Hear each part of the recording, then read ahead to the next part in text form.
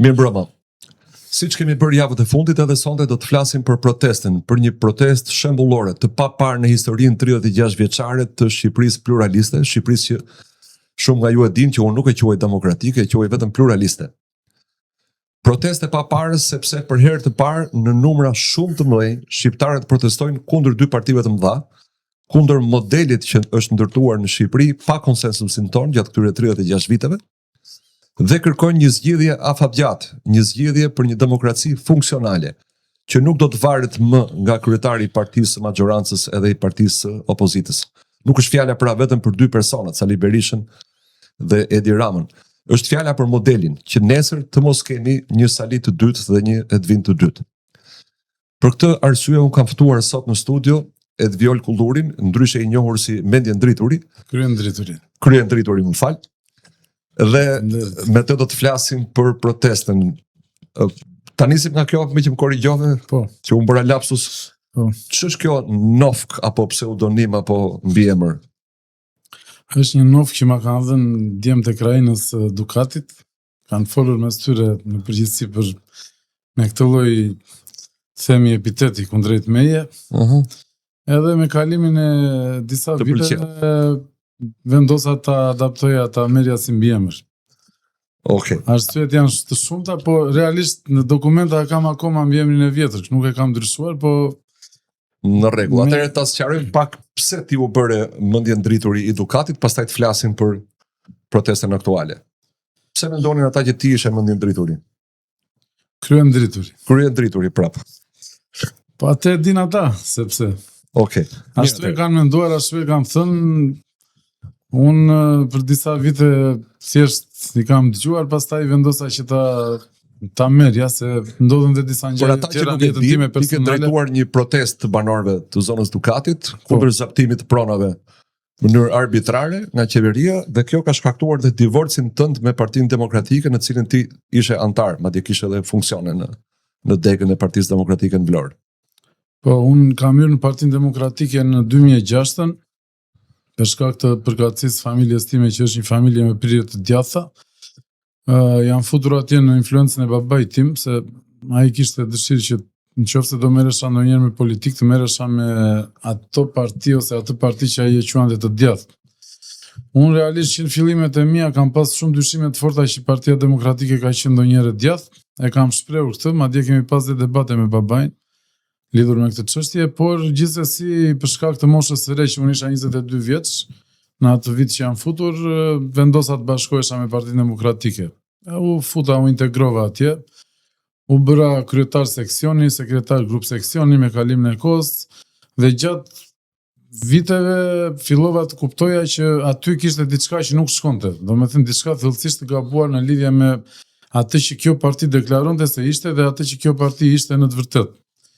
Duke parë një diskordancë mes këtyre dy gjërave, fillova të kritikoja ose të bëja vrejtje në përmbledhjet e partisë, dhe dal nga dal u bëra delja e zezë, sepse vrejtjet e mia në fillim u morën me sportivitet, pastaj u tentuan të beshin qesharake, pastaj filluan të merreshin si kritika të ashpra dhe në fund fare u deklaruan tradhti ndaj partisë. Edhe ata ashtu trysnin duke menduar që unë do zbrapsesha, unë fakt e shtova edhe më shumë këtë qëndrim timin, edhe erdhi situata deri aty ku në 6 dhjetor të 2010 unë ndava përfundimisht nga Partia Demokratike, duke deklaruar që kjo nuk është një parti e djathtë, nuk është një parti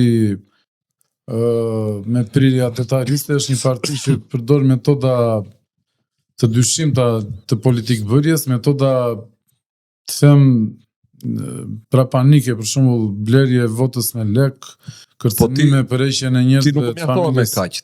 Ti dhe të themi, si ti quajmë, kolegët, bashkëpunëtorët, bashkëluftëtarët e tu, arritët deri në përplasje të dhunshme me policinë.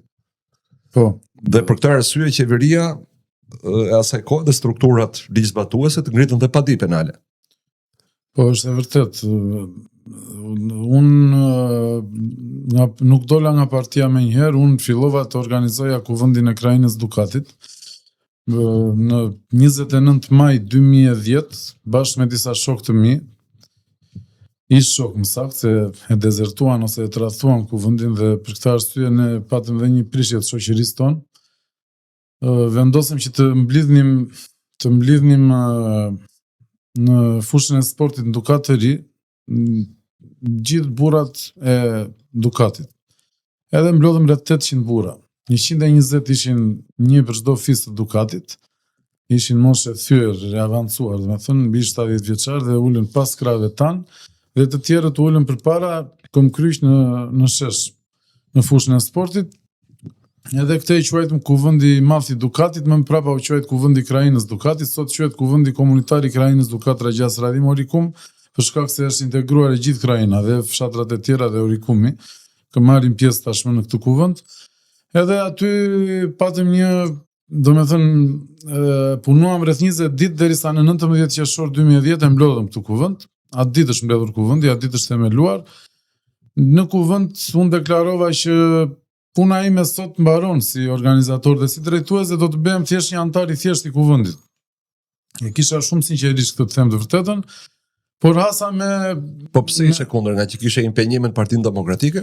Po, kisha impenjime, për mua unë e shikoja që do më prishe jeta, si të thosh. Duke u marrë me këtë, kisha miq në strukturat e larta të partisë, isha në administrat të punësuar,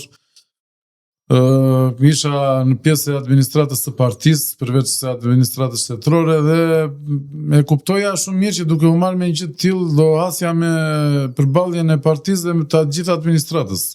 Edhe nuk doja që ta bëja këtë gjë, nuk doja të prisha jetën time, por këm ngulën të gjithë, po thuajse, domethënë në një zë, të gjithë ata që ishin prezent aty, madje këm ngulja arriti deri në intimidime, jo kërcënime, po intimidime, nëse ti largohesh, ti je tradhtar, ti po na tradhton, nuk duhet na kishe mbledhur fare, kush të pyet ty, do bësh ti se s'bën, se pyet ty njeri ka nevojë Krajina e fshati për ty. Babai si u pozicionua? Babai vuri gurin e fundit që anoj ka ndarë nga krau i angazhimit tim, sepse doli aty edhe foli, tha që këta e kanë gabim, tha me në kryet violin, qofse Krajina dhe fshati ka nevojë, unë ja fal djalit Krajinës edhe fshatit, tha djalin, ja fal këtyre, edhe ky të angazhohet, tha edhe të mos trishet. Edhe unë duke i dëgjuar të gjitha këto, vendosa me një qetësi që është e filmuar ajo pjesë realisht me video, është e gjitha me video dhe kush ka dëshirë mund ta shikojë, mund t'ia tregoj. Ku mund t'i gjejnë videot? Videot të gjenden te kanali im në YouTube, po i kam dhe unë. Ti ke një kanal në YouTube me çfarë emri? Edviol Kryendrituri. Okej. Dhe unë vendosa që ta bëja, domethënë. E vërteta është që unë e nisa këtë gjë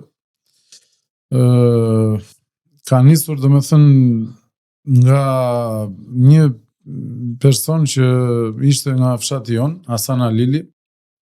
Hasan Alili ishte i angazhuar në Partinë Demokratike, edhe ka qenë ministër në kohën e, më duket në qeverinë e parë të Berisha, të dytë, nuk e di si jam i sigurt, ministër i bujqësisë. Hasani ishte mik me babain tim, edhe erdhi aty një ditë, shumë ditë përpara se ne të nisnim punën, edhe na tha, është bërë një shkresta nga qeveria që do ta shpall parkun detar Karaburun Sazan. Kjo tha bëhet me qëllim që dukatasit të mos marrin pronat e tyre. Edhe mi tha babai tim, thuaj djalit mbase bën diçka, prapi në një lajmërim ta ngjisin, kështu që thjesht të ndërgjegjësohen njerëzit. Unë isha me një ish mikun tim që trajnoheshim në kickbox. Edhe erdhëm nga palestra dhe atë darkë më thot babai kështu ka ardhur Hasan Alili, thot, dhe morëm atë fletën, edhe ky miku im angazhoi ishte me Partinë Socialiste, ishim miq se ishim të dy nga Dukati, edhe ai ishte trajneri im i kickboxit, unë stërvitesha në kickbox me të. Dhe vendosim që të bënim diçka. Por duke diskutuar gjatë ditëve, tham që kjo nuk do jetë e mirë për jetën tonë personale, për karrierën tonë, dhe kështu vendosim që të mos e bënim fare. Po pastaj duke u nisur për në Tiranë, një ditë me një mik tjetër timin, Qetësor Ferrunin, që është i njohur se ka qenë Big Brother dhe te i pari dhe te ky Big Brother VIP-i, Qetësori këm nguli që duhet ta bëjmë. Edhe u bashkuam të tre dhe e nisëm si iniciativë. Dhe kur e nisëm doli nga parashikimi sepse ne nisëm thjesht po lajmëronim njerëzit në fakt për këtë që shiko duhet të bëjmë diçka për këtë, por gjatë rrugës na u përpunua mendimi dhe vendosëm ta kthenim në një kuvend, në një organizim, domethënë. Ideja e kuvendit ishte imja realisht. Mes ne të treve, po punën po e bënim të tre, kryesisht punën qetësori edhe ai tjetri merrte pjesë kur mund të ndonjëherë. Pastaj bëm lajmërimet, punuam 20 ditë me mbledhje nga 100, 200, 300 veta, në fillim vinin vetëm këta 14-15 vjeçarët, se duke qesharake, pastaj filluan të vinin 17, 18, 20, 22, e si përfundim filluan të triqeshin burrat më në moshë, më të pjekur, edhe përfundoi me mbledhjen e 800 burrave në datën 19 qershor 2010. Aty në mbledhje u morën vendime. U morë vendime që t'i dërgojë një ultimatum kryeministrit. Një ultimatum me fat 45 ditor, dhe në përfundim të ultimatumit ne do të bënim një seri veprimesh siç ishte bllokimi i rrugëve nacionale, në fillim demonstrim paqësor, pastaj bllokimi i rrugëve nacionale, pastaj bojkoti i zgjedhjeve, qëndres përpara institucioneve si bashkia, prefektura e tjera, dhe për këtë arsye duke zgjedhur mua lider kuvendi bashkë me një grup prej 11 djemsh të tjerë. Ti u shpallë armik i Partisë Demokratike. Jo, nuk u shpalla me njëherë, armik vazhdoja ndërkohë isha në parti, militoja në parti, por sa po u morë vesh që u mblodh kuvendi, kuptohet që mora kritika të forta nga drejtuesit lokal, që ishte Kanan Brau, ishte kryetar bashkie, edhe disa të tjerë që ishin drejtues lokal atje më kritikuan. I plot fuqishëm atje ishte Art Kollozi, për gjithë Vlorë, Saran, Delvin, për gjithë qarkun, po Arti në fillim nuk u angazhua, përdori vetëm këta, domethënë që të më kritikonin. Unë nuk dëgjova për kritikat e atyre se normalisht kisha marrë angazhim. Angazhimin e mora si fillim vetëm për ta bërë këtë me që na i kërkoi Hasani, por edhe për të bërë diçka për zonën, po kryesorja, po e them siç është me sinqeritet të plot, ishte që kishim hallet tona, qetësori donte të rriste famën se po i mbinte fama nga Big Brotheri, edhe gjithmonë këta që bëhen të famshëm në fillim duan ngjarje që të arrisin, po nuk e përjashtoj që ka pasur dhe adetarizmin e tij, nuk mund ta kritikoj tërësisht për këtë. Unë edhe ai tjetri menduam që të bëshim, domethënë më popullor, më figura publike nëpërmjet kësaj, edhe pastaj ta linim. Kjo ishte ideja. Qofse populli do vendoste të bënte diçka, kuptoje do angazhohesh. Ndërkohë ishe 26 vjeç. 25 isha, në 17 qershor mbusha 26 dhe 19 qershor u bë kuvendi, që domethënë isha 2 ditë kisha mbush 26 vjeç. Ishte për, si thua, 50-50 apo dhe më shumë për egoizmin ton personal, për arrivizmin, për karrierën ton, kupton? Një pjesë ishte edhe për adetarizëm ose të themi nacionalizëm krajinor. Por ditën që u themelua kuvendi, kjo gjë doli nga parashikimi, sepse unë mendova, thash do të rishem, tani do bëhem thjesht një nga njerëzit që merr pjesë, do ja lë kryesisë. Mendova të bëj një kryesi me burra më të moshuar, më me përvojë. Këta këmbgulen që do ta bën ju patjetër, dhe sidomos ti më thanë mua do jesh ti lider, edhe këta do jenë grupi i punës që do ndihmojnë ty, këta djemtë të tjerë. Yes? Jo, s'ka problem, pi ujë sa herë të duash. Edhe u bë një grup pune, si thuash, me djem dhe me burra, u vendos që t'i dërgoj ultimatumi Berishës, kryeministrit, e quajtëm kërkesa ankimore me afat, shkresën e përpilova unë, edhe ajo shkresa ekziston, mund të gjendet, i shkruajtëm që duam që t'na kthesh, t'na japësh që t'na certifikosh pronat, se kam 20 vjet që i kërkojmë, nuk na i certifikoni, duam të hiqet porta e postoblokut Pasha Lemanit, e cila na mban peng neve dukatasve, nuk na lë të vemi në pronat tona në Karaburun. Duam të bëhet një hartë për krajinën ose për fshatin e Dukatit dhe për krajinën e Dukatit, që të njihet që këtu është krajina e Dukatit, me qëllim pikërisht për të penguar këtë që po ndodh sot, që vinë oligarkë të ndryshëm thonë kjo është prona ime. Domethënë duke deklaruar që kjo është krajina e Dukatit, nuk kishte se si të vinin më oligarkë dhe të thoshin këtu 800 hektar janë të mia, 600 hektar janë të mia. Ky ishte mendimi dhe koha po na tregon që kishim drejt për atë hartën, po atë hartën donim ta bënin që ta bënte qeveria dhe me një vull institucionale, domethënë që të na njihej neve.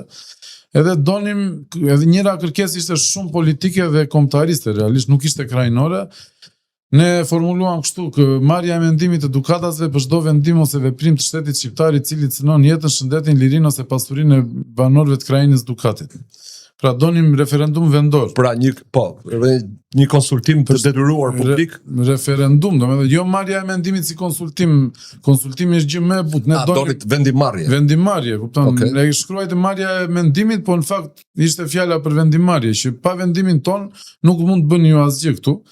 Sepse gjatë kësaj kohe doli dhe një projekt për një park eolik me 200 mullime erë, që ishin nga 80 metra të lartë, një mullim erë nga ata bënte rreth 2 milionë euro, e sollën në Këshillin Bashkiak të Orikumit këtë projektin, ishte një kompani siciliane e quajtur Moncada Construction, dhe të gjithë këshilltarët aty e votuan duke qenë edhe naiv, edhe militant partijak, ishin 17 këshilltarë.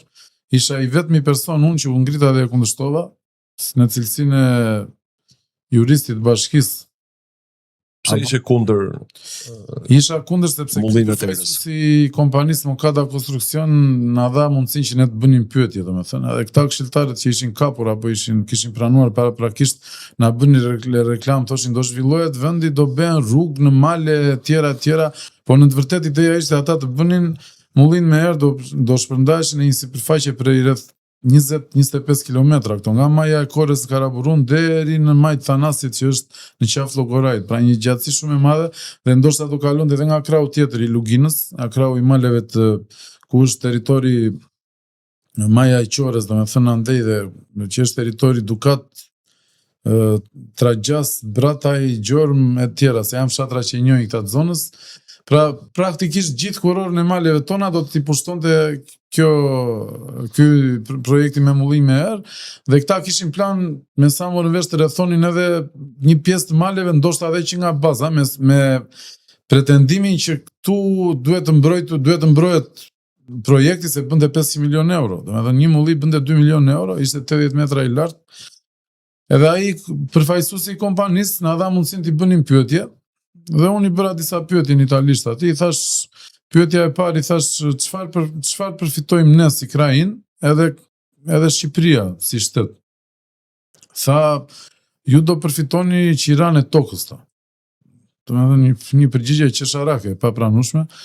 I thash, po keni dieni që ne si banor kemi konflikt me shtetin, se shteti thotë që këto toka janë shtetërore, ndërkohë që ne themi janë tona dhe ne kemi dokumenta për këtë të vjetra, kemi dëshmi, kemi gjitha gjërat që duhen për vërtetuar që pronat janë tonat, dhe në këtë rast të këtij konflikti i thashun cili është qëndrimi juaj, me kë palë do bëni, thaj ne njohim shtetin shqiptar. Atëre unë ndërpreva bisedën me atë, i thash tjetra, i thash ne përveç kësaj sa energji do marrim ne nga këto nga ky park. Tha do merr një aq energji sa ç'është e domosdoshme për të vënë në punë impjantin. Pra një përgjigje totalisht qesharake, kupton? Do ta merrin energjinë, ata do ta çonin në Itali, ne do na jepnin vetëm qira toke, edhe do merrnim ne energji sa për të vënë punë impjanti, që ai impjant pastaj do ta çonte jashtë shtetit energjinë, ndërkohë neve s'na njihnin fare si pronar, njihnin shtetin, gjë që është e papranueshme, nëse ato toka i kanë lënë shtet këta, po i kanë lënë shtet në kundërshtim të plot me ligjin dhe me të drejtën, se ne kemi dokumenta për ato, kemi toponimet e vjetra, njohim njëri tjetrin të gjithë si krajinë, s'ka as 1 metër katror aty as 1 pëllëm katror pa pronar. Të gjitha janë me pronar, çfarë shikon syri. Ose janë me pronar fiset, ose janë me pronar musha fisi, musha mhalle, ose musha fshati. Mushaja është toke përbashkët, që ka qenë me sistemin e vjetër. Se ne kemi qenë fshatarësi e lirë malore, nuk kemi pasur bejlere, çifligare, latifondistit na dominonin sipërfaqe të keni qenë si zviceranët. E ruanit vetë lirinë dhe ngritit botonit të dorë. Ishte si krajinë autonome nga Osmanët. Domethënë nuk ishte administrat osmane, vetëm jepnim taksat edhe dërgonim ndonjëherë ushtar në ushtrinë osmane, si gjithë malësitë e Shqipërisë. Dhe unë ju them këtyre këshilltarëve, i thash, mos e votoni është anti-dukata se anti-shqiptare. Do jetë gabimi më i madh nga ana juaj, do ju gjykoj historia, i thash, dhe do jeni të fajshëm përgjithmonë nëse do votoni këtë. Edhe unë ngrit ky kryetari i bashkisë bëri namin, tha, jo, tha, ti s'ke punë të flasësh këtu se si je ti andej këtë. I thash, kam drejtën time se fisi im ka 750 hektar tokë, edhe mbledhja është e hapur për publikun, i thash, përveç kësaj unë jam dhe pjesë e administratës, sa ndoshta kisha ikur në atë moment, nuk e mbaj mend, se kam qenë jurist atje te bashkia, nuk e mbaj mend saktë detaj. Dhe fola, dhe do me thënë, ti rikthehem ultimatumit që i dërguan Berishës, ultimatum edhe për këtë, edhe për të na certifikuar tokat dhe për të na dhënë të gjitha ato drejta që s'na i kishin dhënë për 20 vjet. Shoqatat që ne kishim atje, që këta i quajnë shoqata Ducati, po unë i quaj shoqata anti-Ducati e Ducatit, sepse është një shoqata detara kulturore që unë dikur i kam bërë disa vargje kësaj edhe i kam thënë kështu. Po me nder shoqat Mavria, s'na u datot nga partia, bën si i thot qeveria, nxjerr zotin nga shtëpia. Se shkruaj dhe vargje ndonjëherë, se këta thonë jemi shoqata Ducati, po punojnë çdo gjë, bëjnë çfarë ju thot qeveria. Të paktën kjo është eksperienca ime kur kam qenë atje me kuvendin. Dhe këta u mobilizuan shumë fort që ta prishin me çdo qeveria, po vetëm me qeverinë e PD-s. Unë kam prova për qeverinë e PD-s, po edhe më pas i kam parë që janë përshtaten aty për kulen pa kompromis, çfarë ju thot partia, çfarë ju thot qeveria e bëjnë. Ndërsa kuvendi përfaqëson një forcë të madhe popullore, një organizim popullor, i cili është rebel ndaj padrejtësive, jo rebel ndaj ligjit, rebel ndaj padrejtësive që maskohen si të lishme, po ti gërmosh ato, dalin të gjitha të padrejta dhe të palishme. Edhe i shkruajmë... Ka dhe ligje që janë të padrejta, ka dhe ligje që edhe duke i zbatuar bën padrejtësi. Patjetër, se është koncepti shtet ligjor dhe shteti i drejtës. Shteti mund të jetë ligjor, si në enverizëm ose komunizëm, po mund të mos jetë shteti i drejtës. Kështu që jo çdo ligj, çdo mosdoshmërisht i drejtë. Ne atë dhe po kërkojmë tani me protestën kombëtare që të shfuqizojnë disa ligje. Dhe i dërguan Berishës një kërkesë ankimore me afat, aka ultimatum domethënë, ku i tham që këto shoqatat tona kanë shkruar kërkesa pa fund, ju lutem merrni parasysh kërkesën tonë andej e këtej. Ne nuk po shkruajmë në këtë mënyrë. Tham ne kemi besim te ju si burr shtetas, si kryeministër, na merrni parasysh kërkesat ose për 45 ditë do filloj protestat e forta të pandalshme. Dhe ne do marrim këto masa. Dhe këtë u nisëm një delegacion, ta quajmë delegacion, domethënë mos ta bëjmë të madhe, po me që ikëm nga Ducati, erdhëm Tiranë, dhe imi 5-6 ditë, ishim 7 veta në mos gaboj, ndëjim kastile që enkas që të farinim, të dorëzonim Berishës personalisht në zyrë këtë, domethënë, edhe bëm tentativat pa numërta që të hynim kryeministri, si përfundim arritëm të futeshim, me vështirësi shumë të mëdha, po problemet kryesore filluam t'i jasnim që tek ai që në fillim ishte suportuesi jon i parë, Hasan Alili, që ai filloi të na kundërshtonte kur e pa që u bë shumë serioze situata. Edhe patëm shumë vështirësi për të depërtuar në kryeministri. Që të arrinim ta dorëzonim, se kishim merak, donim t'ia dorëzonim personalisht kryeministrit. Unë kisha kontaktin e një vajze që nuk jam baj më temrin, ndoshta Juela, se di si e ka pasur emrin, ishte si drejtuese e shtabit, ajo e stafit të Berishës aty, diçka. Edhe i thash asaj, ajo në fillim mirëpriti, pastaj të nesmen nuk mbajti qëndrim. Dhe si përfundim, me shumë vështirësi arritëm të futeshim, ja dorëzuam Admir Dragës. Admir Draga quhej personi. Në mos gabofsha, ishte këshilltar, e kishte zyrën ngjitur me zyrën e Berishës. Ja dorëzuam dhe besoj që Berisha ka marrë informacion. Kur kaloi afati 45 ditor, dolëm bëm një demonstrat paqësore brenda territorit të Orikumit aty, por nuk na mor parasysh dhe në datën 10 gusht dolëm dhe bllokuam urën e izvorit Rrugën Nacionale për 1 orë. 1 orë e bllokuam dhe e liruam. Kur e bllokuam, gjysmore mbas si u shpërndam, filloi një reprezalje masive e dhunshme. Domethënë erdhën me 10 makina, fugona, Iveco, FNSH-je, policie, që të na terrorizonin, të na arrestonin. Mua më erdhën te lokali im të më arrestonin dhe kam dal, unë isha në parkim, në momentin që ata hynë në parkim, unë kam dal nga parkimi, ata zbritën zbarkuan, ja 10-15 makina policie, nuk e di sa ishin, për të më arrestuar. Aty filluan të arrestonin disa djem, edhe baba im ju kërkoi mandat, ata e ofenduan me fjalë të pista dhe baba im qelloi shefin e krimeve, Valter Sulçën, e qelloi me grush në fytyrë, se po i kërkonte mandat se ai erdhi si bandit. Erdhi me rrobë policie, po pa mandat. U fut në territor aty, bëri çfarë deshi dhe ky i tha më jep mandatin, ai nuk ja dha, edhe ky këmbguli prapë ai tha ik mos më çaj, Po. i foli me fjalë të pista, tani dhe përveç saj po shkelte edhe territorin e pronës tonë dhe ky e quaj me grusht edhe ju vërsulin ja 30 polica. Ishte trupi i fuqishëm, domethënë bëri goxha rezistencë, futën në fugon, e qelluan në fugon. Dhe nuk e pritën që ne do bënim një reagim që ishte i pa precedent.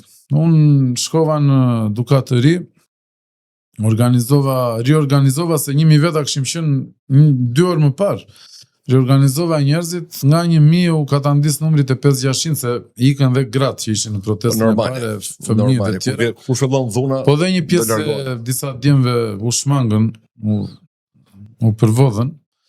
Dhe dolëm dhe blokuam përsëri rrugën nacionale, po kësaj radhe ishim më luftarak, blokuam me shkëmbinj të mëdhenj, hodhëm vaj të djegu në rrugë, u përgatitim që të përballeshim me trupat e FNSH-s. Morëm shufra ekuri, me molotov, taktika luftarake. Po, u përballëm. Ndihmon shkolla që ke bërë? Po, ndihmon. Që ta themi publikut, ti ke studiuar edhe për? Shkollën e mesme kam bërë shkollë ushtarake në Turqi 3 vjet, domethënë. Edhe pastaj e kam lënë, kam ardhur në Tiranë, edhe te i vazhdova shkollimet tjera. tjera. Domethënë si batuta e filmit i Tetin Bronz. Mësuesi është edhe i kësaj edhe i asaj. Ti edhe i së drejtës, ke studiuar dhe juridikun, po ke studiuar dhe ushtri. Po nuk pra di edhe të luftosh edhe të mbrosh me ligj, me të drejtë. Po nuk mendoj që këtë pjesën luftarake ma ka dhënë tërësisht shkolla. Ne atje jemi domethënë më shumë ka qenë trajnimi për disiplinën ushtarake se sa për artin luftarak në vetvete në shkollë, po gjithsesi është një nga drejtimet që unë studioj shumë dhe jam shumë i angazhuar në artin kickboxing. E vazhdon? E vazhdoj, po jo në formën e pastër të tij, më tepër në formë më shumë, në mixed martial arts, po nuk është se jam sportist profesionist. Dhe kështu vjoj ngjarja, domethënë. Tani më thuaj, çfarë peripecish ligjore ke pasur ti që të kalojmë tek protesta aktuale? Peripecitë e mia ligjore kanë qenë të panumërta për shkak të protestave kryesisht që kam pasur. Kam pasur edhe peripeci ligjore personale, po unë jam person që sa pa ditë kanë ngritur? Në atë kohë vepra penale ose kundravajtje penale? Në 2010-ën akuzat ishin organizim manifestimesh të palishme, goditje për shkak detyrës, kundërshtim me dhunë në formë të organizuar i forcave të rendit, bllokimi i akseve nacionale, bllokimi i institucioneve kushtetuese, prodhim dhe mbajtje i armëve luftarake dhe municioneve plase, domethënë ishte fjala për molotovët, e të tilla akuza, domethënë, total besoj që bënin 25 vjet burg. Edhe po akuzat ata mi kanë bërë, edhe unë se kuptoj dot sot e kësaj dite, po mi kanë neshur përsëri vetë. Pra unë nuk kam pas një proces të plot ligjor që të shpallesh ai fajshëm ose i pa fajshëm. A s'ke shkuar kur në gjykat për këto akuzat? Jo, kam shkuar në gjykat, po domethënë ishte një më tepër një si intimidim, si domethënë nuk e sqaroj dot mirë, ishte një proces i çuditshëm, kupton, si gjysmë tërhiqej prokuroria nga akuzat e podcastit, a? Tërhiqej prokuroria nga akuzat. Dgjoj, domethënë un kam qenë i ndjekur për këto, por nuk e mora vesh kur filloi gjyqi, kur mbaroi, për shkak se këta unë mendoj që ndoshta për të mos më bërë një hero, domethënë, që të më dënonin për këto gjëra, i kanë lënë ca kohë sa të më intimidonin që të zbrapsesha, të mos merresha me protesta dhe pastaj i kanë hequr, i kanë shuar vet. Edhe janë përpjekur të më dënojnë për gjëra personale, domethënë të më bëjnë gjëra personale që të më quanin si një ordiner, domethënë që merresha me krime ordinere, po në të vërtetë gjithë sulmet kryesore kanë qenë edhe nga njerëzit, nga individ kanë qenë 90% kanë qenë gjithmonë për çështjet që angazhoheshin, futeshin nga strukturat e shtetit për të më sulmuar, që duke më ditur temperamentin që isha pak ndoshta me sedra apo impulsiv, në atë moshë tani jemi shtruar, nuk jemi më ashtu siç kemi qenë. Më provokonin vazhdimisht që të futesha në këto që të më dënonin për gjëra personale. Megjithatë, që ta lidhim pak me këtë, Edi Rama dhe ministrat e tij më kanë bërë një seri akuzash këto ditë, domethënë më kanë nxjerrë dhe unë po përgatis pa din për ta. Do bëj një padi për dëmtim reputacionit të padrejtë. Dhe më kanë futur një seri sipas tyre veprash penale i proceduar. Po, i dënuar duat di ku kam qenë. Unë dënim të formës prerë nuk kam marrë ndonjëherë. procedimet nuk janë dënim dhe nuk mund të kemi prezumimin e pafajësisë. Domethënë unë ty tani mund të ngrej një padi për diçka që ma jep truri mua, të çoj në gjykatë dhe pastaj pas 6 muaj të them ky është një kriminal që ka qenë i proceduar në prokurori dhe në gjykatë. Tani kjo s'të bën ty kriminal. Kështu që edhe veprimet e këtyre janë të tilla, po këto veprime kanë lidhje me veprimtarinë time si aktiviste dhe kryesisht në përfshirjen e protestës kombëtare. Nuk kanë lidhje direkt me mua personalisht. Përfshive në protestën kombëtare. Në protestën kombëtare, unë nuk u përfshiva, po i përfshirë kam qenë që pa lindur protesta, sepse për shkak të... Jo, shpirtërisht dhe si qëndrime politike pa dyshim. Them, fizikisht, edhe unë përfshiva në këtë protestë. Edhe fizikisht, unë jam angazhuar me aktivizëm të pandërprer që nga 2007, aktivizmi ka filluar që në 2010 me kuvendin, po do me thënë e konsideroj veten që në 2017 kam nisur aktivizmin zyrtarisht, do me thënë vetëm si aktivist, duke marrë vendim të prerë pa u përfshirë më në organizime të ndryshme partijake apo politike të çfarëdo lloji, dhe aty bashkë me një seri të tjerë aktivistësh si Arben Kola, Sajmir Muj, Andi Tepelena, e tjerë. Jemi përfshirë dhe kemi krijuar rrjetin e aktivistëve atletar ose kuvendin e aktivistëve atletar e kam quajtur, unë dhe atëherë se më kanë akuzuar të fiksuar pas kuvendeve, po kuvend është kur mbledhesh në një tryezë. Është fjalë e bukur shqipe. Po. Edhe ky rrjet aktivistësh ose ky kuvend aktivistësh ka operuar në mënyrë horizontale dhe do me thënë me segmente të larmishme, po kanë qenë, si thua, trupa të ndryshëm, segmente të ndryshme aktivizmi, po që operonin për një synim edhe pse të ndarë. Do me thënë të ndarë në veprim të bashkuar në qëllim, si thua, të ndarë edhe në shumë pikpamje ideologjike personale të tjera, po në kundrejt kauzës kombëtare kemi qenë në unison, kemi qenë të njësuar, edhe kemi vepruar vazhdimisht duke kryer protestat pa numërta, nga jugu në veri, nga Saranda deri në Valbone, në Tropoje, gjithandej. Në Tiranë kemi bërë protestat pa fund me para kryeministrisë, para parlamentit, para ministrive, në zonat ndryshme, në Gjirokastre, në Valbone, në gjithandej. Dhe këto protesta nuk janë dhënë nga media, sepse nuk kanë pasur numrat e dura, kanë qenë protesta me 300, 500 apo maksimum 1000 vetë. Ose s'ka dashur media të japi. Po, pikërisht se nuk kanë qenë numrat e tyre, nuk kanë qenë shumë të mëdha dhe kanë pasur, si thua, privilegjin që t'ja na shkalonin. Dhe si pasojë e këtij rrjeti aktivistësh, ky rrjet aktivistësh e thiri protestën kombëtare. Do me thënë lajmërimin e parë, që është bërë në drejtorinë e policisë, e kanë bërë aktivistët e rrjetit tonë të aktivistëve. Arbeni, Luciana, Arilda, mos gabojmë Bledari, nuk jam i sigurt tani. Bledar cili? Se këta të tre i njoh. Bledar Çakalli, ndoshta nuk jam i sigurt, po më duket se është dhe Bledari. Unë e dija vetëm për këta të tre. Ditën e parë, do me thënë, protesta është thirrur si pasojë e ngjarjeve që ndodhin në Zvërnec. Po. Ngjarjet e Zvërnecit vinin si një seri e gjatë veprimesh duke nisur që nga prishja me terror e thethit, pastaj u ringritëm ne të kuvendit komunitar të Krajinës Dukatit, bëm rezistencën e parë, do me thënë se mbas terrorit që ushtroi ky në theth, bas nesh u inspiruan dhe u frymëzuan banor të rjollit për padrejtësinë që po u bëj atyre, u ngritën dhe ata, pastaj ndodhen dhe disa ngjarje tjera paralel, së fundi erdhi Zvërneci dhe te Zvërneci, si thua, plasi fuqia me barut për shkak se u mbush kupa. Me atë zverjen, me heqjen zvarr të qytetarit që thjesht po shkonte në shtëpinë e tij, po i kishin vënë një tel me gjymb përpara atij dhe ai tha do iki në shtëpinë time, më lini të kaloj. Edhe këta e morën e qelluan pa bërë ai asnjë gjë, s'dune asgjë, e qelluan e troqin zvarr. Kjo na çoi neve si aktivist, domethënë emrat që zura të aktivistëve, Arbenin, Arildën, Lucianën dhe Bledarin, që të bënin një thirrje për protestën nesmen. Protestës ju përgjigjen shumë qytetarë dhe në ditën e dytë, në datën 1 qershor u bashkuam të gjithë. Domethënë edhe u bëm me 10 mira në shesh dhe kështu nisi protesta. Kështu që unë kam të drejtë të pretendoj që kjo protestë ka nisur e thirrur nga rrjeti jon i aktivistëve atletar dhe nga aktivistët tjerë që janë bashkangjitur gjatë kohës, por nuk e bëjmë ne protestën e bën populli protestues. Do me thënë, t'i ndajmë qartë to gjëra, se ka njerëz që thotë nuk jenë ju pronar të protestës, absolutisht. Jo, askush nuk është pronari. Po janë as ata që e thonë. Nuk e pretendojmë dhe nuk mund ta pretendojmë, aty kanë dalë 300 deri në 500.000 njerëz në shesh.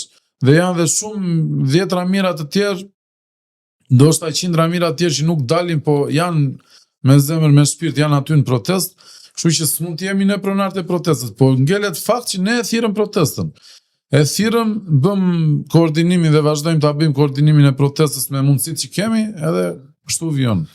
Ndërkohë, temën nxehtë po shndrohet ideja jote, pra ti je nismëtari, po sigurisht ke gjetur mbështetje për të krijuar një kuvend kombëtar këtë radhë, qytetar që do të përmbledh njerëz me të gjitha llojet bindjeve boll që duan të denoncojnë dhe të parandalojnë padrejtësitë e shtetit, atë padrejtësitë që i tham që nganjëherë bëhen me ligj, nganjëherë bëhen në shkelje të ligjit. Dhe ka zëra që thonë që nuk duhet të ketë organizim, nuk duhet të ketë kuvend, çfarë legitimiteti ka kuvendi, kush janë këta që e thrasin. Unë isha në studion e MBCN, në emisionin të pa ekspozuarit të ekipit. Po, edhe kishin nxjerrë një ekstrakt në portalin të pa ekspozuarit. Andi Tela i thot kastriot Çipit, ju jeni takuar në përkate hoteli. A thua se ishim takuar në për, ku diun, bordele apo në për shpellat e errta ku nuk hyn njeri. Si e ke menduar këtë idenë e kuvendit dhe çfarë pret të arrish me këtë?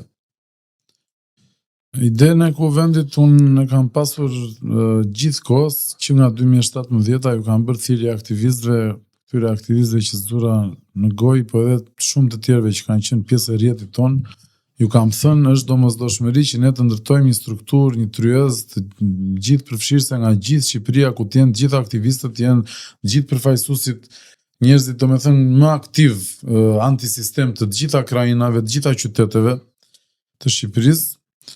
Edhe nuk kam gjetur, si thuash, mirë kuptim kam gjetur, por nuk kam gjetur kuptimin e vizionit tek shumica e aktivistëve, ose më kanë thënë nuk është çasti të vjol të presim dhe ca se kemi frikë mos na kthehet në bajraktarizëm, domethënë kam pas disa idera që të ruanim atë horizontalitetin, se kështu ishte struktura e rrjetit aktivistëve, ishte me ndërtim horizontal, nuk ishte një kokë. Edhe këta kishin merak se mos duke bërë kështu mund të dilin individ caktuar aty dhe të merrnin rolin e drejtuesit ose demagogut. Dhe për këtë shkak ose ndoshta edhe për shkaqe tjera që unë sot e kësaj dite nuk i kam kuptuar mirë, nuk jam përfshirë plotësisht.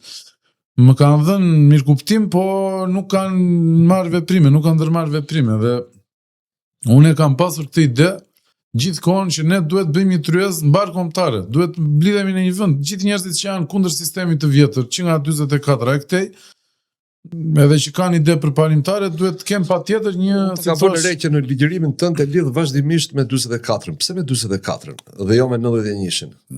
Unë jam i bindur që 91-shi është vazhdimi 44-s, nuk ka ndryshuar asgjë. Domethënë ndryshoi sistemi, u kthye nga komunist në kapitalist, por klasa sunduese, kupola sunduese thjesht u transformua edhe nxori njerëz që ishin kuadro të mesëm e poshtë të strukturave të saj, i nxori në krye edhe i bëri drejtues të sistemit të ardhshëm me planifikim paraprak. Kjo është ideja ime. Domethënë unë mendoj që sistemi nga 44 deri në 91 ka qenë sistem enverist, unë se quaj komunist është enverist sepse komunizmi mund të jetë gjë tjetër, jo domosdoshmërisht enverizmi ishte komunizëm, sipas mendimit tim, dhe nga 91 deri më sot deri në 2026 është sistem neo-enverist. Pra unë mendoj që shkolla politike enveriste, që derivonte nga stalinizmi, ka vazhduar dhe mbas 91-shit, me ndikim shumë të fortë. Pra ato shtyllat qendrore të asaj shkolle politike kanë vijuar dhe këta vazhdojnë të bëjnë politikë në përputhje me ato shtylla. Po kjo sipas teje ndodh për shkak të edukimit, apo për shkak se vazhdon një konspiracion i madh i drejtuar nga Ramizalia për kontrollin e klasës politike? Unë kam bindjen që është për të dyja shkaqet, për shkak të edukimit, për shkak të organizimit dhe për shkak të paraplanifikimit. Janë të treja shkaqet bashkë.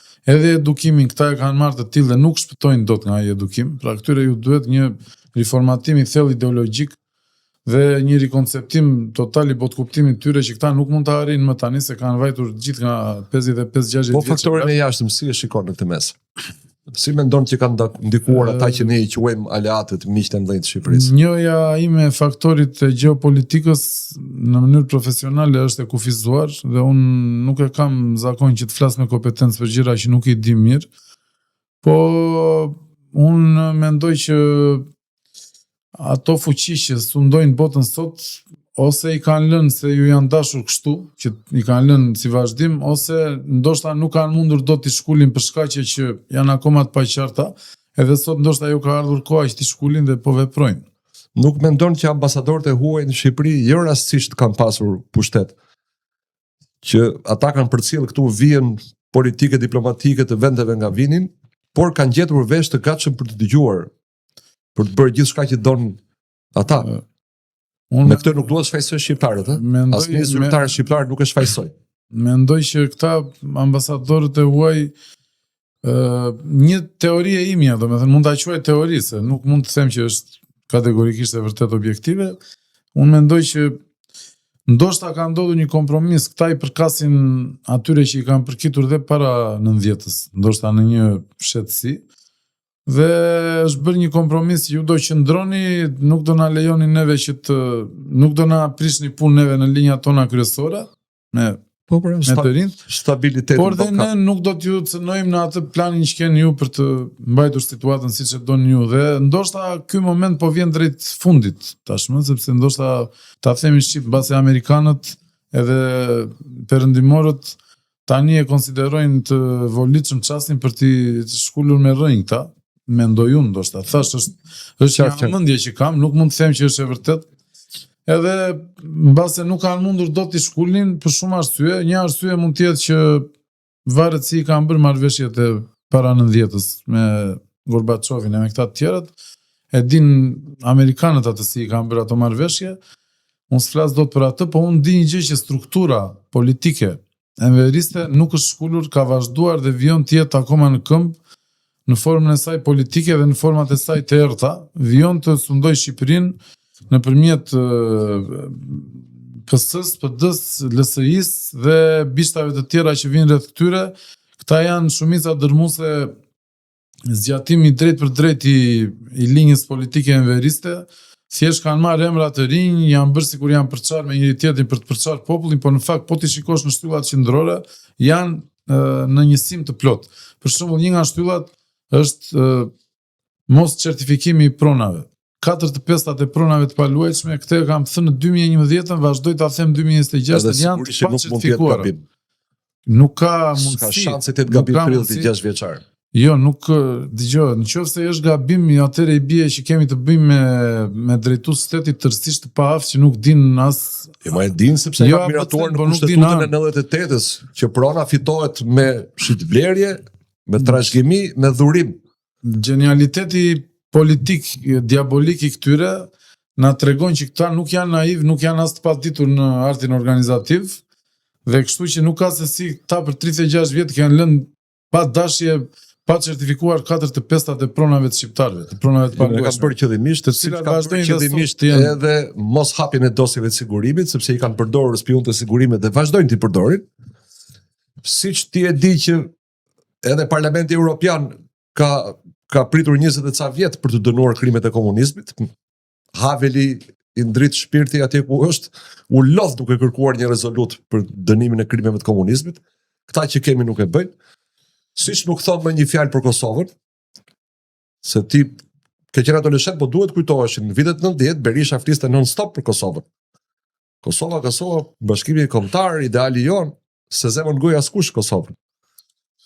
Nëse kthehemi tek geopolitika jam pak i dobët nga ana profesionale. Mund të flas shumë. Nuk jam provizionist, unë shikoj çfarë ndodh me deklaratat. Njohuri të përgjithshme, po nuk do doja të shpresha shumë. Nuk i problem që të flas mendimet e mia, por nuk do doja të shpresha shumë se rrim të protesta pa problem. Jo, shprehem dhe për atë. Pra ti u shpreh për një rrjet aktivistësh që ka nisur këtë protestë. Dhe u shpreh për një grup që quhet koordinator të protestës, nismëtar koordinues e quajnë. Po. Sa vetë bëjnë pjesë në këtë grup dhe sa prej tyre janë pro kuvendit? Aktualisht bëjmë pjesë rreth 40 vet, po janë shtuar disa persona të tjerë që unë s'është se kam qenë dakord me mënyrën se si janë shtuar ata, se kanë ardhur kështu me një shpejtësi pak të sforcuar, domethënë, dhe unë s'kam qenë as pjesë e mbledhjeve ku është votuar për futjen e tyre. Janë rreth 40 vet, kanë qenë rreth 30 vet në fillim. është dhe një rrjet i, si thua, një rreth i jashtëm që nuk më është se vinë gjithmonë në mbledhje, po janë aty rreth 30-40 vjet të tjerë. Dhe këta unë ju kam kërkuar dakordsinë për nisjen e punës në lidhje me formimin e Kuvendit Kombëtar Qytetar, ma kanë dhënë dakordsinë pjesa dërmuese e tyre. Madje është me të shkruar, e kemi me të shkruar aty te grupet që kemi. Dhe më kanë deleguar që të ndërtoja një projekt ide ose një draft, ta quajmë, e ndërtova atë, e formulova. Ju a kam dërguar, janë në dieni të kësaj, por për momentin po ndodh diçka e çuditshme. Një pjesë e grupit, edhe pse kanë dhënë dakordsinë, po rinë neutral, nuk po shprehen. Një pjesë dikur janë shprehur pro, por sot po shprehen kundër. Dalin dhe në për mediat ndryshme apo në për edhe në mikrofon kanë folur si kundër me stil, ta quajmë. Ndonjëri ka folur dhe kundër pas stil fare, por rëndësi ka që unë e kam marrë dakordsinë e grupit dhe këte kam të vërtetuar. Do me thënë unë si pjesë e grupit nismëtar koordinues, kam kërkuar një dakordsi dhe kam nisur punën me dakordsinë e grupit. Dhe puna tashmë vazhdon dhe nuk mund të ndalet, sepse ne s'mund të tallemi me ata njerëz që i thrasim dhe janë serioz, janë njerëz që janë gazetar, janë pedagog, janë inxhinier, janë avokat, janë doktor, janë, do me thënë, njerëz. Mbrëm pas mesnate, 2 persona të ndryshëm më kanë dërguar 2 video të ndryshme, në të dyja ishte njëjti person, Gent Progni. Njëra video që merrti e para ishte e freskët, e mbrëmshme, ku ai thoshte mos u përçani me kuvende postesh, nuk bëhen kështu këto punë, nuk ka pse të ketë kuvend, pa edhe nëse duhet vinë këtu në shesh burrave. Ndërkohë video tjetër që nuk e din çfarë date është bërë, por sigurisht gjatë protestës, që thoshte ne kemi marrë vendim që të krijohet kuvendi. Pra fliste në emër të grupit koordinatorë dhe thoshte ne kemi marrë vendim të krijohet kuvendi. Cilin prej të dyve të besojmë? Dhe e cilës datë, nëse e di, e cilës datë është video e parë që ai thoshte kemi marrë vendim për të krijuar kuvendin? Ajo video është e më parshme. Po, sigurisht e më parshme. Nuk e di, datën e saktë nuk e di.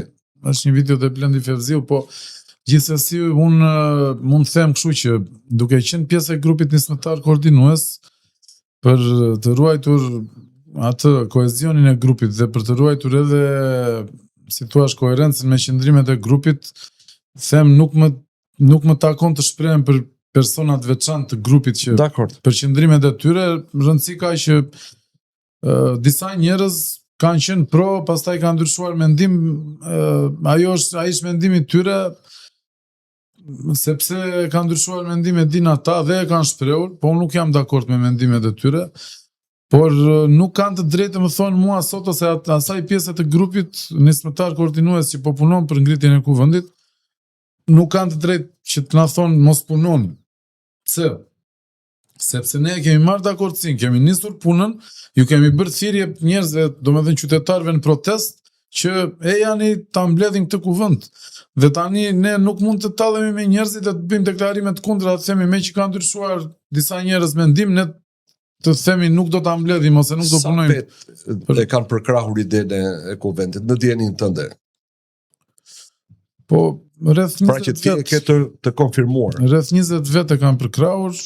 Jo, po flas jo vetëm nga ata, jo. Në përgjithësi. Jo, po them nga grupi rreth 20 vjet e kanë përkrahur. 2 vjet janë shprehur kundër në mënyrë të qartë. Janë disa vajza që janë shprehur kundër në mënyrë të tërthort, jo ditën që kemi kërkuar votimin ose dakordsinë e shprehur, dhe të tjerët një pjesë kanë dhënë neutral, domethënë nuk janë shprehur. Që do të thot e kanë parë dhe nuk kanë shprehur kundërshti. Për arsye që i din ata, sepse unë s'mund detyroj njeri që të shprehu patjetër. Është si tip abstenimi, si thua, por gjithsesi ne shumica na ka thënë nise, kanë qenë dhe pjesa më e madhe e nismëtarëve që ata thirrësit e protestës kanë thënë nise dhe e kemi nisur. Nga ana tjetër unë kam kërkuar të paktën 3 herë pëlqimin edhe me mikrofon përpara popullit protestues, më kanë thënë vazhdoje, bëje, nise. Nuk pretendoj që kam pëlqimin absolut të gjithë protestuesve, sepse jo, dhe për një arsye tjetër, se mikrofoni dëgjohet deri në një perimetër caktuar atje dhe nuk është se e dëgjon gjithë bulevardi, Po gjithsesi unë kam masur me po, bëjeni, nuk kam mas me jo, mos e bëni zbrit, e kupton? Po. Dhe në këtë mënyrë, do me thënë, e kam quajtur një veprim legjitim që mund ta bëj duke menduar gjithmonë për të mirën. Pra çfarë të keq e ka të ulësh në një tryezë 300 apo 500 burra dhe gra të përgatitur të mençur, atletar, antisistem, që duan ta ndryshojnë, duan Shqipërinë e re, nuk duan Shqipërinë e sistemit vjetër, ti ulësh dhe të shkëmbejnë ide me njëri tjetrin dhe nëse protesta i pranon, të quhen dhe përfaqësues protestës. Nëse protesta i pranon, pra pranimi i protestës duhet të jetë miratim para prak, i qartë dhe i verifikueshëm. Kategorikisht në forma të tjera. Jo, domethënë duhet të jetë para prak, i qartë dhe i verifikueshëm. Nëse protesta, shumica dërmuese e qytetarëve protestues i pranon në këtë mënyrë, mund të quhen dhe përfaqësues të protestës. Nëse nuk i pranon, nuk do të quhen. Do ngelen thjesht një organizim i joni, si thua. Si do të verifikohet vullneti i protestuesve? Po ka disa forma. Një formë është që ne kemi përgatitur një formular ku mund t'ja përhapim të gjithë protestuesve dhe të shikojmë nëse marrim për shembull numra, ku dëgjojmë me 10 mira, do të thotë që e kemi një vullnet. Një tjetër formë është elektronike online. Një tjetër formë është ndoshta edhe nëpërmjet një referendumi që mund ta organizojmë vetë ne, jo referendum zyrtar, domethënë referendum, si thua, siç bën peticione duke mbledhur firma, domethënë ka mënyra të ndryshme. Një formë tjetër është që ne kemi menduar që të vendosim aty në shesh direkt tryeza ose kuti që të vinë njerëzit dhe të thonë jam dakord, jam dakord, sepse nuk është se do jetë votimi i fshehtë, nuk është votim institucional, kupton, nuk ka nevojë që të jesh i fshehtë, është thjesht një që dhe me ngritje dore mund të bëhet. Një tjetër formë që kam propozuar është një nga ditët... Në disa kantone në Zvicër vazhdon edhe sot e kësaj dite të votohet me ngritje dore. Po, shiko, unë jam pro demokracisë drejt për drejt, për këtë arsye jam dhe ndërtues kuvendësh. Demokracia drejt për mendimin tim është vetmja formë e demokracisë reale. Demokracia përfaqësuese unë e shikoj si një zgjatim të feudalizmit në bindjen time. Kishim Kontin, Markezin, Dukën edhe Baronin, tani kemi deputetin që një deputet përfaqëson 20-30 mijë njerëz që nuk i njeh fare personalisht, ju a merr gjoja pëlqimin me vot, por nuk kanë ata të drejta kthejnë kur mendojnë ata të arsyeshme. Kjo s'ka kuptim. Sepse ka kushtetuta një nend të çuditshëm që thotë deputeti nuk lidhet me asnjë mandat detyrues. Po pikërisht, është absurd. Unë që ja vullnetin tim si popull sovran, unë si qytetar, unë dua ta kem të drejtën kur të mdoj shefi mua, kur ta shkoj të arsyeshme ta treqja atë vullnet. Patjetër, si me çdo prokuror. Nuk kam ose po e dhash me afat, duhet të them ta miratoj unë afatin, jo të ma vendosin ata të paracaktuar pa pyetur mua. Domethënë, kjo është tjetër gjë, po kjo ka lidhje me një ndryshim të më thelbësor të sistemit, që për momentin nëse kemi fuqinë që ta bëjmë, janë thjesht mendimet tona. Ideja është këtu që, domethënë, demokracia e drejt për drejt në sheshin e protestës mjafton për mua për të qenë që protesta nëse vendos të nxjerrë përfaqësuesit e saj dhe nuk ka asgjë të keqe që të nxjerrë përfaqësuesit, në qoftë se ata përfaqësues janë të shumë në numër, është përfaqësi e gjerë, domethënë, mos të jetë me 10 veta, 20 veta që si klik e vogël. Ne po themi 300 ose 500 njerëz, pra është e mjaftueshme që çdo zonë e Shqipërisë, çdo segment i aktivizmit dhe i spektrit politik që gjendet në protestë të përfaqësohet me dinjitet, ai numër i caktuar përfaqësuesish. Dhe jo vetëm nuk shoh asgjë të keqe, po unë e shikoj si domosdoshmëri. Dhe ndërkohë protestat vazhdoi, se na kanë bërë akuza, na thonë që ju doni të konkuroni me protestën, që të fillojë organizimi juaj dhe protestat të shuhet. Të prishet protesta. Atyre ju them kështu, kategorikisht jo, absolutisht jo, kjo është tërësisht e gabuar dhe nuk ka lidhje fare me bindjen tonë. Ne jemi që protesta të vijojë, të shtohen numrat e saj, të mos paksohen absolutisht, të vinë njerëzit në shesh dhe puna me kuvendin është një punë që vazhdon, nuk ka lidhje, është organizim që bëhet jashtë protestës, do me thënë para dite në drek protesta ndodh në darkë në përgjithësi, dhe nuk e konkuron protestën, po e bashkëplotëson. Pra, kuvendi do ta përforcoj protestën edhe në numra, nuk do ta përçaj ose ta paksoj, dhe as nuk do të ndalet protesta në çastin që zgjidhet kuvendi, dhe në qoftë se miratohet si përfaqësues. Dhe kuvendi që në nismën e tij nuk ka të drejtë të dalë nga vullneti i qytetarëve protestues, pra në qoftë se qytetarët thonë Rama jep dorëheqjen, nuk ka drejt kuvendi të dalë të bëjë negociata që Rama të mos jap dorëheqjen. Kuvendi ka detyrim që të kërkojë vetëm dorëheqjen e Ramës dhe jo gjëra të tjera.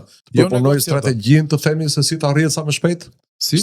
A do të ketë detyrë për shembull që të proponojë strategjinë për të arritur më shpejt qëllimet e protestës? Po. Në mendimin tim po. Do të përpunoj strategjinë, po unë që jam ideator i projektit kuvendit e kam menduar në këtë mënyrë që ne të kemi një ndërlidhje, kuvendi me protestën të ketë një ndërlidhje të fuqishme, do ndërtojmë një mënyrë se si, dhe të thëras kuvendi protestën sa herë tjetër domosdoshme. Më prapa, mbasi të jap dorëheqjen Rama, pasi të fitoj kjo kaos tani, të mos keq kuptojmë se do thonë njerëzit që ti do me thënë do ta shpërndash, prandaj thua të thëras. Jo. Derisa të jap dorëheqjen Rama, të iki dhe Berisha bashkë me Ramën, ta zhbëjmë të sistem, protesta të vijojë në shesh, vetëm duke ushtuar, me kuvend e pa kuvend. Por në qoftë se kalon kjo fazë, vjen një qeveri teknike tjera, ne kuvendin do ta kemi si një buton që nuk e kemi pasur kur, që mblidhet kuvendi dhe thret protestën në shesh, edhe mbas 2 vjetësh, 3 vjetësh, do me thënë në çdo kohë.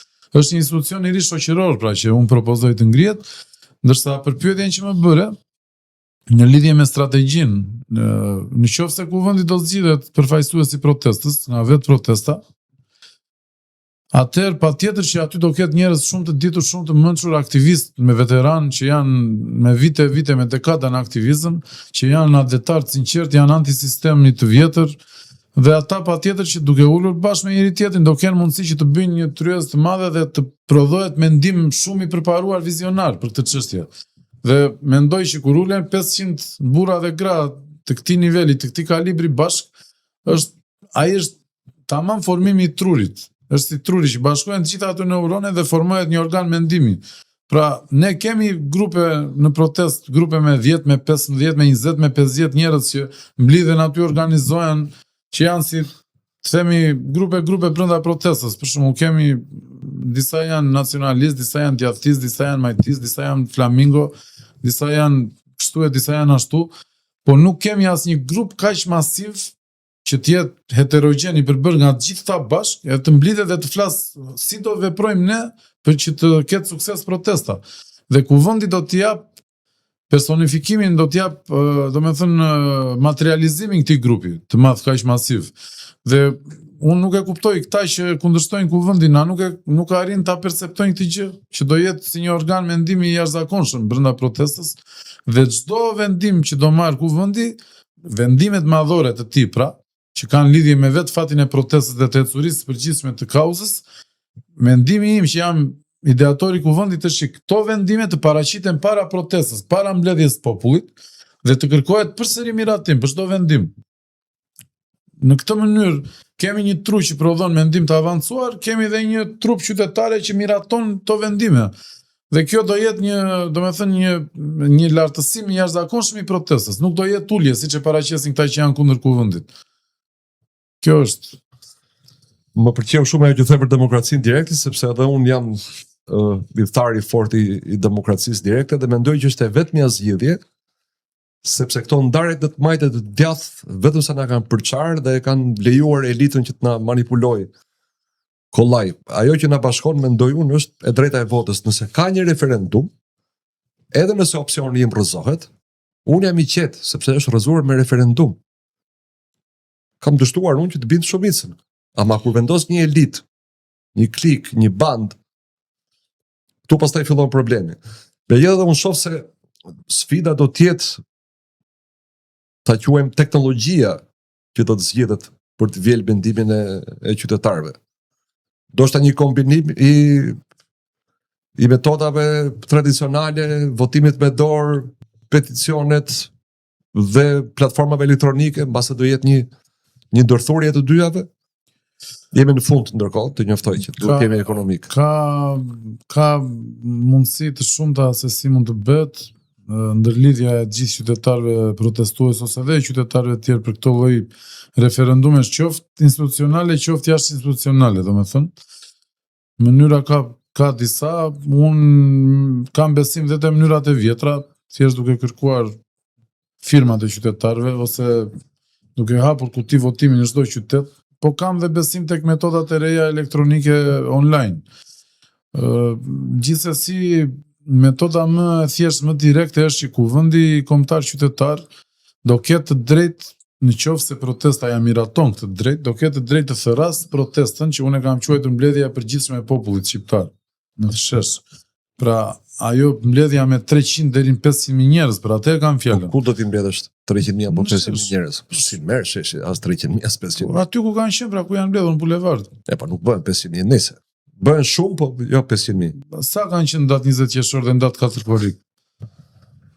Unë mendoj që ka qenë deri në 200.000. Mendimi im nuk i numëruam. Shiko, po bëhet e vështirë ta menaxhosh, se nuk është puna vetëm që ti mbledhësh njerëzit, po ti vetë the, ti flet te mikrofoni të dëgjojnë ata që janë në një rrezë 50-100 metra aty, po të tjerat nuk të dëgjojnë. Është shumë e thjeshtë. Që të bësh të moment duhet jo vetëm ta bllokosh gjithë bulevardin nga universiteti deri te sheshi Skënderbeu, po duhet vësh altoparlant. Po një ditë të gjatësinë. Jo, nuk është për kuvend, ajo është thjesht për jo të bëhet kuvend me 300.000 njerëz, nuk kuptove. Të mblidhet populli, siç u mblodhën protestë, mblidhet, t'ja bëjmë me dije paraprakisht që shiko, kuvendi kombëtar qytetar mendon që do votën e popullit për këtë gjë. Për shembull, një metodë drejt për drejt me pjesëmarrje në shesh. Dhe ajo shpërndahet materiali, qoftë online, qoftë dorazit e të gjithë, e marrin e lexojnë të gjithë, një javë para, 10 ditë para, kanë kohë për të menduar, për të diskutuar, apo dhe një muaj para. Dhe lihet një datë, mblidhen përsëri të gjithë në bulevard, në shesh, edhe me një sistem fonie gjithë përfshirëse, jo si sistemi që kemi pasur tani që të dëgjohet cep më cep, jepet secili kartoni kuq, kartoni jeshil dhe kartoni gri ta quajmë. I verdh. Ose jo i verdh, se nuk jemi në futboll, po ta themi gri. Po i që fare, neutral. Dy bjafton me dy. Po se vetë dorën fare ke abstenuar. Pyetja po bëhet që ta dëgjojnë të gjithë. Ti le të jenë 300.000, 500.000, s'ka problem. Bëhet pyetja, o njerëz, dëshironi ta votoni këtë, ngrihen duart, edhe është shumë e thjeshtë. Po u duk që zbardhon jeshilja atje, ose jeshilon jeshilja, e gjelbërta, është pro, po duk që është e kuqja shumic, ndje se plasa disa herë. Jo, ti s'dëgjohesh kur bëhet zhurmë mikrofon. Në qoftë se do kuqoj, do të thotë që është për jo. Në qoftë se do jetë gri, do të thotë që ka paqartësi dhe abstenim. Për mua nuk është e vështirë, një mënyrë drejt për drejt për shkakun që të marr kuvendi kombëtar qytetar, të marr dhe aprovimin e popullit për ato, dhe kjo e bën dhe popullin më aktiv në jetën politike. Jemi në minutën e fundit. Po. Rilindësit kanë profetizuar një Shqipëri Zvicër të Ballkanit. A thua po vjen ajo ditë që të paktën në drejtim të demokracisë direkte, se nuk po flasim për standarde, për begatije, për pasuri. Shpresoj me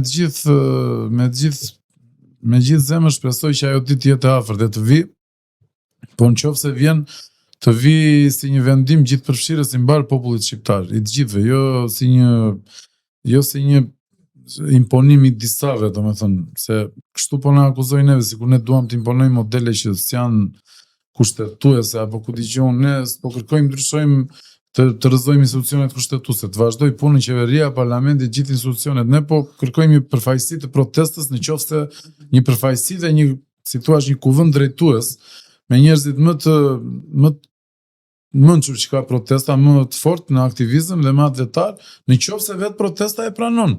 Qoftë se protesta se pranon, askush nuk mund të dalë mbi vullnetin e protestës. Dhe unë e mbyll fjalën time me këtë që vullneti i protestës si trupës qytetare protestuese mbi çdo organizim tjetër, qoftë dhe mbi kuvendin kombëtar qytetar. Nuk mund të dalë asnjë organizim i askujt mbi vullnetin e përgjithshëm të trupës qytetare protestuese. Po në qoftë se trupa qytetare protestuese e jep këtë vullnet për ta bërë këtë kuvend, pikërisht askush nuk mund dalë kundër këtij vullneti. Në qoftë se nuk e jep, atëherë triqemi dhe ne dhe nuk e bëjmë, ne jemi të çmendur të dalim kundër vullnetit të qytetarëve. Po në qoftë se e jep, nuk ka birnën që ta ndaloj. Ky është mendimi im, edhe për këtë arsye e mbyll me një thirrje. Ju lutem të gjithë shqiptarëve, të gjithë atyre që janë pro protestës, po dhe atyre që nuk janë kundër protestës, se nuk e kuptojnë mirë apo janë të paqartë për shkak të propagandës, e janë mblidhuni në sheshin e protestës, mos hiqni dorë nga protesta për asnjë arsye derisa të arrijnë të gjitha pikat që protesta kërkon, derisa të finalizohet me sukses fitoria e kësaj kauze. Të jemi në shesh, të shtojmë numrat e protestës, e them përsëri, të mos i paksojmë. Dhe nëse e shikoni të arsyeshme, le të ngrëm dhe kuvendin kombëtar qytetar paralelisht e pastaj të kërkojmë dhe përsëri vullnetin e protestës që ky kuvend të bëhet drejtim dhe përfaqësim i protestës në qoftë se do të jetë vullneti i gjithë ju qytetarëve. Mos hiqni dorë nga protesta dhe mos u bëni pre e propagandës qeveritare dhe pseudo opozitës që do ta rrëzojë këtë protestë sepse vetëm nga kjo protestë po i vjen fundi. Nesër më shumë, ju them të gjithëve. Faleminderit për bisedën dhe të uroj suksese për të mirën e Shqipërisë e për të mirën tënde. Faleminderit. Tu përfundon emisioni, pasi të keni parë këtë emision në protestë në bulevard. Mirupafshim atje.